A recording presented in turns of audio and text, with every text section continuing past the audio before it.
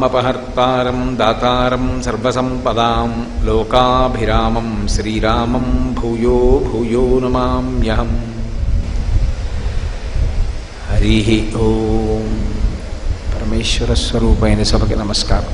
వరలక్ష్మీ వ్రతకల్పం పాటించేటప్పుడు చారుమతి ఏ విధంగా పూజ చెయ్యాలి అనేటటువంటి విషయాన్ని, ఆమె యొక్క గుణముల చేత ప్రీతి పొందినటువంటి వరలక్ష్మీదేవి ఎక్కడైతే ఆ కలశ స్థాపన చెయ్యాలని భావన చేశారో ఆ కలశ స్థాపన చేసేటటువంటి ప్రదేశాన్ని గోమయంతో శుద్ధి చేస్తారు. ఎందుచేత అంటే భూమి పవిత్రం కావాలి అంటే దానికి ఏకైక సాధనం ఏది అంటే ఒక్క గోమయంతో మాత్రమే శుద్ధి చెయ్యగలుగుతాం. ప్రపంచంలో 84 లక్షల జీవరాశులున్నాయి అని వేదం చెప్తోంది. 84 లక్షల జీవరాశులలో అన్నిటి యొక్క మలమూత్రములు దుర్వాసనతో కూడుకుని ఉంటాయి. కానీ ఒక్క గోవు యొక్క మలం మాత్రం ఎప్పుడు సువాసనతో కూడుకుని ఉంటుంది. పైగా మనకి ఏదైనా మహోత్కృష్టమైనటువంటి కార్యం చేసేటప్పుడు మనం పంచగవ్య ప్రాసనము అని చేస్తాం. పంచగవ్య ప్రాసనము అంటే ఆవు నుంచి స్రవించేటటువంటి 5 పదార్థములు: ఆవు పాలు తోడు పెట్టినప్పుడు వచ్చేటటువంటి పెరుగు, ఆ పెరుగు నుండి వచ్చినటువంటి నెయ్యి, గోవు యొక్క మూత్రము, గోవు యొక్క మయము, గోమయము అంటే గోవు యొక్క పేడ, ఈ 5టిని కలిపి సమంత్రకంగా నాలుక మీద ఉంచుతారు. అది మింగినంత మాత్రం చేత పాపములనబడేటటువంటి ఇంధనమునకు అగ్నిహోత్రంలా పనిచేసి లోపల ఉన్నటువంటి సమస్త పాపరాశి ధ్వంసం అవుతుంది అని. ఆ పాపరాశి ధ్వంసమైనటువంటి కారణం చేత ఉత్తమమైనటువంటి కర్మ చెయ్యడానికి కావలసినటువంటి అధికారాన్ని యజమాని పొందుతాడు. ఆవు నుండి స్రవించేటటువంటి పదార్థాలకి అంత శక్తి ఉంది. గోవుని పశువుగా భావన చెయ్యరు. గోవు సాక్షాత్ పరదేవతాస్వరూపం. అటువంటి పరదేవతాస్వరూపమైనటువంటి ఆ గోవు నుండి స్రవించేటటువంటి అన్ని పదార్థములు పరమ పవిత్రములే.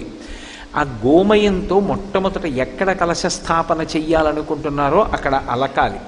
అలా అలికితే తప్ప ఆ ప్రాంతమునందు ఎక్కడ కలశ స్థాపన చెయ్యాలని సంకల్పం చేశారో అక్కడ అసలు ఆ కలశలోకి దేవతాశక్తి ఆవాహన అయ్యేటటువంటి అవకాశం ఉండదు. అందుకని గోమయంతో భూశుద్ధి చేసి దాని మీద నూతన వస్త్రాన్ని పరుస్తారు. మనకి వేదంలో వస్త్రం గురించి చాలా విశేషంగా మాట్లాడతారు. అంచు లేనటువంటి బట్ట కట్టకూడదు, అంచు ఉన్నటువంటి బట్ట మాత్రమే కట్టుకోవాలి.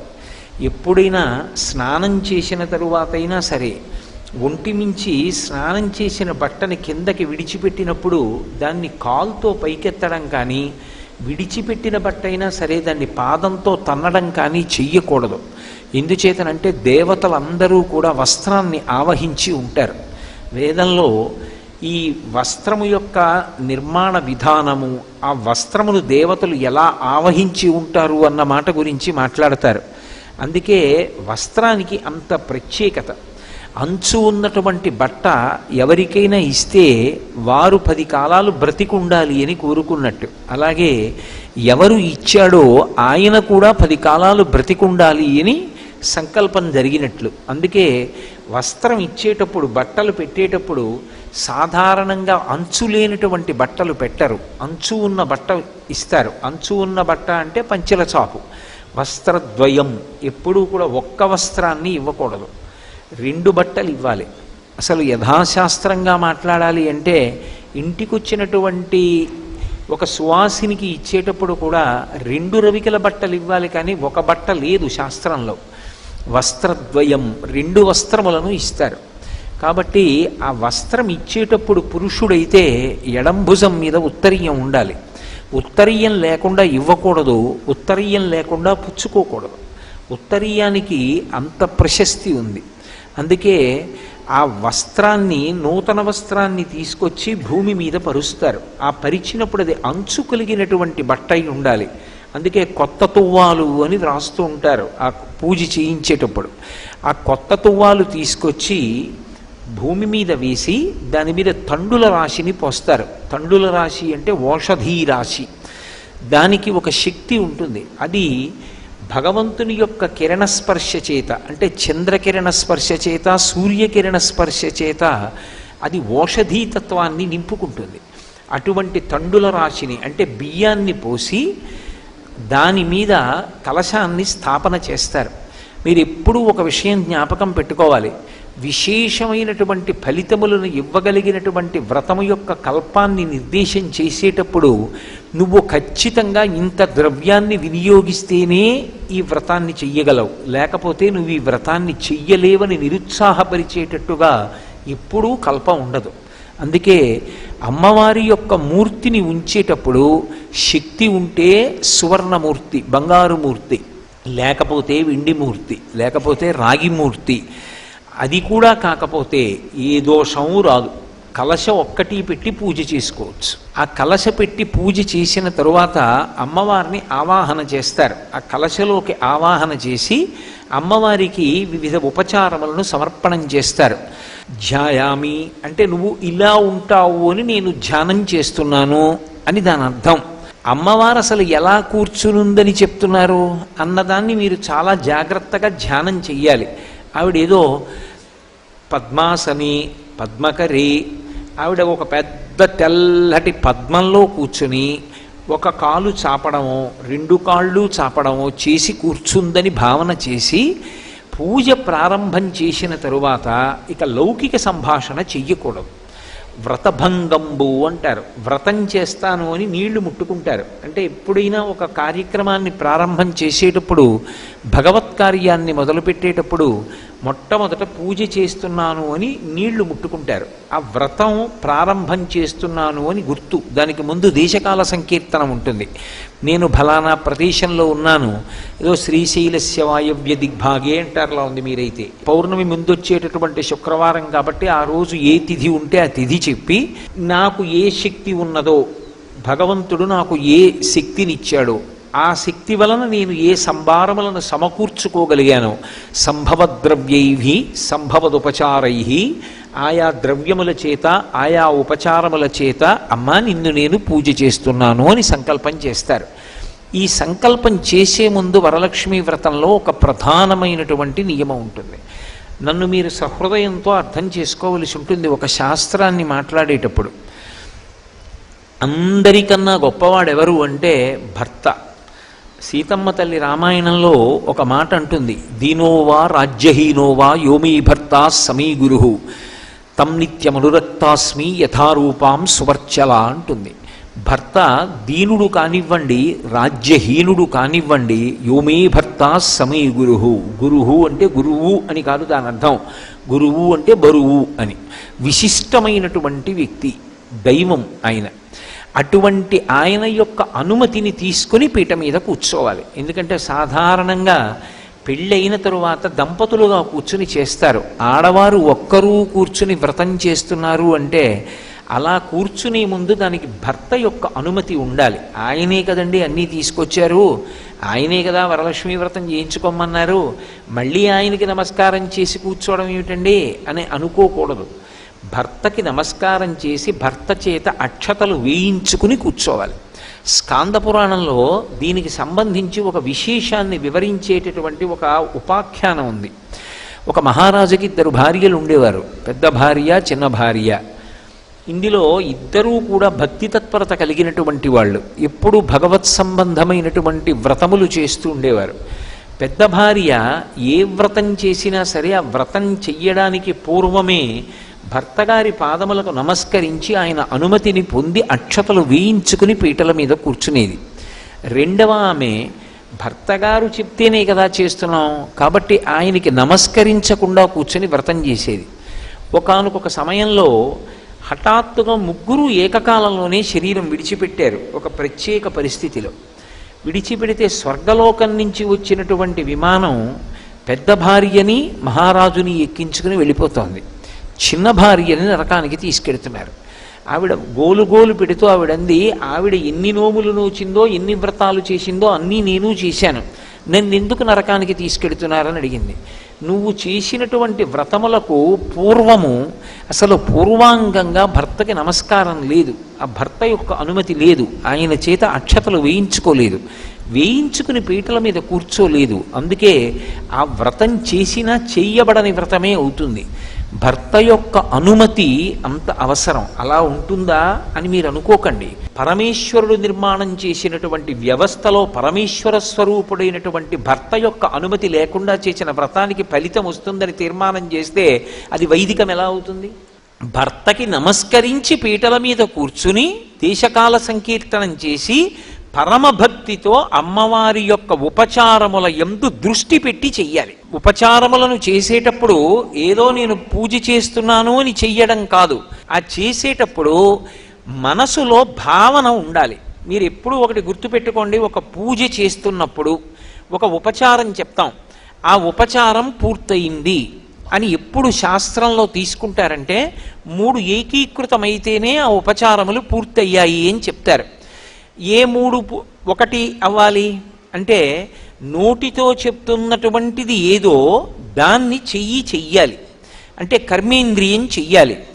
నోటితో చెప్పినది చెయ్యి చేస్తుండాలి, నోటితో చెప్పి చెయ్యి చేస్తున్న దాన్ని మనసు చూస్తూ ఉండాలి. ఈ 3 ఏకీకృతం అయ్యాయనుకోండి, అప్పుడు వ్రతం చేస్తున్నాడు అని చెప్తారు. నేను మీకు ఒక ఉదాహరణ చెప్తే మీరు బాగా పట్టుకుంటారు. అమ్మవారికి స్నానం సమర్పయామి అంటాం. స్నానం సమర్పయామి అనేటటువంటి ఉపచారం యథార్థానికి ఎక్కడా కూడా సంపూర్ణంగా చేయడం అనేటటువంటిది ఉండదు. మనం ఏదో ఆ కలశలో వేసినటువంటి పువ్వుతోటో ఆకుతోటో కొద్దిగా నీళ్లు తీసి చల్లుతాం అంతే. నేను స్నానం చేశాను అనుకోండి, నేను మీ ఇంటికి వచ్చాను అనుకోండి, అమ్మ సంధ్యావందనం చేసుకోవాలి స్నానం చేస్తానమ్మా అని అనుకోండి, అయ్యా వెళ్ళండి స్నానం గదిలోకి స్నానం చెయ్యండి అని ఓ గ్లాస్తో నీళ్ళు అక్కడ పెట్టి అందులో పువ్వు పెట్టారనుకోండి, అదేమమ్మా గ్లాసులో నీళ్లు పెట్టి పువ్వు పెట్టారు స్నానం చేయాలన్నాను కదా అంటే, మీరు పొద్దున్న పూజ చేసేటప్పుడు ఆపోహిష్టామయో భవస్థాన ఊర్జే దధాతన అంటూ చల్లలేదా? మీరు అలాగే చల్లుకోండి, స్నానానికి చాలదా? ఈశ్వరుడికి సరిపోయింది మీకెందుకు సరిపోదు? ఆయనకన్నా పెద్దవారా? చల్లుకోండి అన్నారు అనుకోండి, అది కుతర్కం అవుతుంది, వితండవాదన అవుతుంది, అది పొసగదు. ఎందుచేత అంటే ఉపచారము మనసు చేత భావింపబడాలి. స్నానము నేను చేస్తే బాహ్య శౌచము కొరకు, అది మనసు చేత భావిస్తే బాహ్య శౌచం రాదు. అమ్మవారి విషయంలో మీరు మనసుతో భావన చెయ్యాలి. ఎలా భావన చెయ్యాలి? శంకరాచార్యులు వారు కనకధారా స్తోత్రం చేస్తూ నేర్పుతారు మనకి. దిగ్గస్తిభిక్ కనక కుంభముఖావ సృష్ట స్వర్వాహిని విమలచారు జలప్లుతాంగీం ప్రాతర్నమామి జగతాం జననీమశేష లోకాధినాథ గృహిణీం అమృతాబ్ధిపుత్రీం అంటారు. ఆ దిగ్గజములు ఆకాశగంగా జలాలను తమ యొక్క బంగారు కలశలతో పట్టి తీసుకొచ్చి లక్ష్మీదేవికి 2 వైపులా నిలబడి ఆ బంగారు కలశలని పైకెత్తి మందాకినీ జలాలు పోస్తే ఆమె కట్టుకున్నటువంటి తెల్లటి బట్ట తడిసిపోతుంది. ఆ తడిసిపోయినటువంటి తెల్లటి బట్టతో కూర్చున్నటువంటి ఆ అమ్మవారి యొక్క పాదముల జంట ఒక్కసారి మనసు నిండా భావన చేసి ఆ తల్లి పాదములకు, ఆ తడిగా ఉన్నటువంటి అమ్మవారి పాదములకు ఉంచి తల తగిలేటట్టుగా నమస్కరిస్తే ఆ తడి నా నుదుటికి తగిలింది అని భావన చేస్తే ఆ తడి ఇలా తుడుచుకోవాలనేటటువంటి అనుభూతి కలుగుతుంది. అసలు ఆ దర్శనం అంటూ కలిగితే పువ్వుతో నీళ్లు చల్లడం వరకు ఉపచారం, దర్శనం నిజంగా దిగ్గస్థిభిక్ కనక కుంభముఖావ సృష్ట స్వర్వాహిని విమలచారు జలప్లుతాంగీం ప్రాతర్నమామి జగతాం జననీమశేష లోకాధినాథ గృహిణీం అమృతాబ్ధిపుత్రీం అని ఆ తల్లిని అలా చూసి తడిసిపోయి ఎర్రటి కాళ్ళు తెల్లటి గోళ్ళు తడిసి కరిగి కిందకి కారిపోతున్నటువంటి పారాణి కనపడుతుంటే ఒక్కసారి వంగి అమ్మవారి పాదముల దగ్గర తలపెట్టి నమస్కారం చేశారనుకోండి, ఇప్పుడు ఆ తడి మీ నుదుటికి అందుకుని ఆ పారాణి కరిగి మీ నుదుటికి అంటుకుంటే మీరు పూజ చేద్దామని పైకి లేచిన తర్వాత వెంటనే తర్వాత ఉపచారం జ్ఞాపకానికి వస్తుందా? జ్ఞాపకానికి రాదు. మీ నుదుటికి ఏదో తడి ఉన్నట్టు ఏదో అంటుకున్నట్టు భావన పొంది మీరు ఒకసారి ఇలా అనుకుని పారాయణ ఏమైనా ఉందా అని ఇలా చూసుకుని ఏం లేదంటే మీరు చేసిన ఉపచారం అమ్మవారికి అందింది. మీరు స్నానం చేయించారు అమ్మవారికి, అమ్మవారి తడిపాదములకు పారాణి పాదములకు మీరు నమస్కారం చేశారు. అలాగే నేను మీకు ఉదాహరణకి చెప్తున్నాను సుమండి, మనసు లేదనుకోండి 10 నిమిషాల్లో వ్రతం అయిపోతుంది. మనసు అక్కడ ఉందనుకోండి, పొద్దున్న కూర్చున్నటువంటి వరలక్ష్మీ వ్రతం ప్రదోష వేళ పేరంటానికే లేస్తారు కూడా. ఎందుకు అంటారేమో, ఒక్క ఉపచారమునందు ధ్యానములోకి వెళ్ళిపోతారు. నేను మీకు ఒక ఉదాహరణ చెప్పాలి అంటే, అమ్మవారికి ఏదో అమ్మ వస్త్రద్వయం సమర్పయామి అన్నారు. నా శక్తి కొలది నేను తీసుకొచ్చింది 150 రూపాయలు ఒక నేత చీర అయి ఉండొచ్చు. కానీ నేను ఎన్నో మాటలు మా ఆవిడికి చీరలు కొనడానికి పెద్ద పెద్ద బట్టల కొట్టుకు వెళ్ళానుగా. వెళ్ళినప్పుడు పెద్ద పెద్ద అంచులున్నటువంటి పట్టు చీరలు అక్కడ కట్టబడి ఉండగా ఎదురుగుండా అవి చూసావుగా. ఇంటికి వచ్చి నువ్వు మంచి సంపంగి రంగు, సింహాచల సంపంగి, పసుపు ఎరుపు కలిసినటువంటి సంపంగి రంగు చీరకి నా చేతులు ఇలా 3 సార్లు పెడితే ఉన్నంత ఎర్రటి అంచున్నటువంటి చీర అమ్మకిస్తే, అమ్మ ఆ చీర కట్టుకుని వచ్చి కూర్చుని, ఎరా నాన్న నీకు సంతోషమేనా, నువ్వు ఇచ్చిన చీర కట్టుకున్నానురా, ఎంత బాగుందో అని అమ్మవారంటే, నువ్వు మనస్సులో భావన చేత ఇచ్చిన చీర ఏదో అది ఆవిడకి అందుతుంది. నువ్విక్కడ 1,00,000 రూపాయలు పెట్టి చీర పట్టుకురా, నీ మనసంతా మోగే సెల్ ఫోన్ మీద ఉంటే ఆ చీర ఆవిడికి వెళ్ళదు, ఆవిడికి అక్కర్లేదు. ఎందుకంటే గీతలో ఆయనే చెప్పాడు, పత్రం పుష్పం ఫలం తోయం యోమే భక్త్యా ప్రయచ్చతి. నాకు భక్తితో ఇచ్చింది పుచ్చుకుంటాను తప్ప భక్తి లేకుండా ఇచ్చింది పుచ్చుకోవడానికి అది నీదా? నేనిచ్చింది, నాదే ఆ చీర. నువ్వు కొని నాకు ఇవ్వగలుగుతున్నావంటే కొనడానికి కావలసిన శక్తిని నీ ఎందు ప్రచోదనం చేసిన వాడిని నేనే. నేను ఏదో ఒక విభూతిని నీ ఎందు పెట్టాను కాబట్టి నీకు నెలకు 50,000 వస్తున్నాయి కాబట్టి ఆ చీర కొన్నావు. ఆ విభూతిని వెనక్కి తీస్తే ఎవడుంచుకుంటాడు నేను ఉద్యోగంలో? కాబట్టి ఆ శక్తి నాది. కానీ నేను అడిగేది ప్రేమతో భక్తితో ఇస్తావా? అందుకే దళమైన పుష్పమైనను ఫలమైనను సలిలమైన బాజని భక్తిని కొలచిన జనులు అర్పించిన ఎలమిన్ రుచిరాన్నముగా ఎనుభుజింతున్ అంటాడు కుచేలోపాఖ్యానంలో. భక్తితో ఇస్తే చాలయా, అది ఆక పండ నీరా నాకు అక్కర్లేదు, తినేస్తానన్నాడు. అందుకే ఆ భక్తితో ఉపచార సమర్పణం చేశారనుకోండి, చేసినప్పుడు ప్రతి ఉపచారం దగ్గర కూడా మనసుని ఏకీకృతం చెయ్యాలి. చేతిని తేవడం కష్టం, ఉపచారానికి ద్రవ్యాన్ని అక్కడ పెట్టడం చాలా తేలిక. కానీ చేతిని ఉపయోగించడం తేలిక, మనసుని తేవడం చాలా కష్టం. ఎందుకో తెలుసా? మనస్సుకి అపారమైనటువంటి బలం ఒకటి ఉంటుంది, అది కర్మేంద్రియములను యాంత్రీకరిస్తుంది. దానికి ఆ శక్తి ఉంది. మనసు ఏం చేస్తుందంటే యాంత్రీకరిస్తుంది. లక్ష్మీ అష్టోత్తరం చదువు అన్నారనుకోండి, పుష్పహి పూజయామి అంటారు అని మొదలు పెట్టారనుకోండి, మొదలు పెట్టగానే ప్రకృత్యై నమః వికృత్యై నమః అన్నారనుకోండి, అంతే. నీకు వచ్చుగా, అలా చెప్పు. నువ్వు ఏం చేస్తావంటే చామంతి పూలు ఉన్నాయి కదా తీసివేస్తావు. నీకు మనసు అక్కడ ఉంటే ఏది ఎలా చెయ్యాలో అలా చేస్తావు. మనసు లేకపోతే నా ఇష్టం, ధూపానికి చుట్టూ తిప్పడం. ఎందుక చుట్టూ తిప్పడం అంటే ఏమో ఆయనకి తెలియదు, ఎవడో తిప్పాడు ఈయన తిప్పుతాడు. కాబట్టి త్రికరణములు ఏకీకృతము కావాలి. కనీసంలో కనీసం 16 ఉపచారాలు చేస్తారు షోడశోపచారములని. షోడశోపచారములలో ఒక్క ఉపచారం దగ్గర మనసు నిలబడితే చాలు, ఆవిడ పరమప్రీతి పొందుతుంది. పరమశివుడు ఆ మాట అన్నాడు, వ్రతమస్తి మనోహరం అన్నాడు. అది మనోహరం పార్వతి అన్నాడు. నిజంగా వరలక్ష్మీ వ్రతం చేసుకోవాలని తాపత్రయం ఉంటే ఆ రోజు పొద్దున్న చేసేస్తాను అనకు, 4 రోజుల ముందు చదువు. అసలు ఏమేం కావాలి? దీపం, ఒత్తులు, ఆవు నెయ్యి లేదా నువ్వుల నూనె రాయి, ఓ అగ్గిపెట్టి, అగరవత్తులు వెలిగించడానికి పెట్టుకోవడానికి ఏదో ఒక పరికరం, నీరాజన పరికరం, నైవేద్యం అన్ని టిక్కు పెట్టుకో. మీరు ఒక్క మాట జ్ఞాపకం పెట్టుకోండి, పూజ అన్న మాటకు అర్థం ఏమిటో తెలుసా? మీరు పీటల మీద కూర్చున్న తర్వాత పూజ ప్రారంభం కాదు. పూజ బాగా జరగడానికి మీరు ముందు చేసేటటువంటి సాధన అంతా పూజే. పూజ చేసుకోవాలి తొందరగా. అన్నీ స్నానానికి వెళ్ళాను అనుకోండి, స్నానం పూజ ఎందు అంతర్భాగం అవుతుంది. నేను తొందరగా తెమలాలి అందుకు పేపర్ చదవను అన్నాను అనుకోండి, ఇప్పుడు పేపర్ చదవకపోవడం పూజ ఎందు అంతర్భాగం అవుతుంది. పూజ తర్వాత చేద్దామని పేపర్ చదివాను అనుకోండి, పూజకి భంగం అవుతుంది. అందుకే పూజ చేస్తూ ఏం చెయ్యాలంటే, వ్రతం చేసేటప్పుడు ప్రత్యేకించి ఆవలించకూడదు, తుమ్మకూడదు, దగ్గకూడదు, అన్ని నియమాలు ఉన్నాయి. అలా కానీ చేశారనుకోండి, నీళ్లు ముట్టుకుని వ్రతం చేస్తానని వ్రతభంగం చేశాడని ఖాతాలో వేస్తాడు. పోతన గారు భాగవతం చేస్తూ కాత్యాయని వ్రత ఉపాఖ్యానంలో ఒక మాట అంటారు, వ్రతభంగంబులు మానునట్టి వరదున్ వామాక్షులిక్షించియున్ గత చేలా ప్లవనంబు నేడు వ్రతభంగంబంచు చింతించి పాల తటంజస్త కరాబ్జలై సరస లీలన్ బ్రొక్కిరట్లందరున్ అంటారు. మనం వ్రతం చేసేటప్పుడు ఎక్కడైనా పొరపాటు జరుగుతోందేమో అని ఏం చేయాలంటే 2 ఉపచారాలు 3 ఉపచారాలు చేశారనుకోండి, ఒకసారి ఆపి మనసుకి వ్యవధానం ఇవ్వాలి మళ్ళీ వెనక్కి రావడానికి. లేకపోతే అది బడలిపోయి తనంత తాను బలవంతంగా పారిపోతుంది. మీరు దాంతో ఘర్షణ పడ్డారనుకోండి, నువ్వు నా మాట వింటలేదు, వాడేమో కిందటి ఏడాది వచ్చి శ్రావణ మాసంలో తలకొట్టుకుని చెప్పి వెళ్ళిపోయాడు, అలా చేద్దామంటే నువ్వేమో ఎటో పోతున్నావు మనసా అని దాంతో యుద్ధం మొదలెడితే ఘర్షణ వచ్చి పూజ సరిగా జరగదు. అందుకే మనసుని వెనక్కి తేవడానికి ఓ చిన్న అవకాశం దానికి ఇవ్వాలి.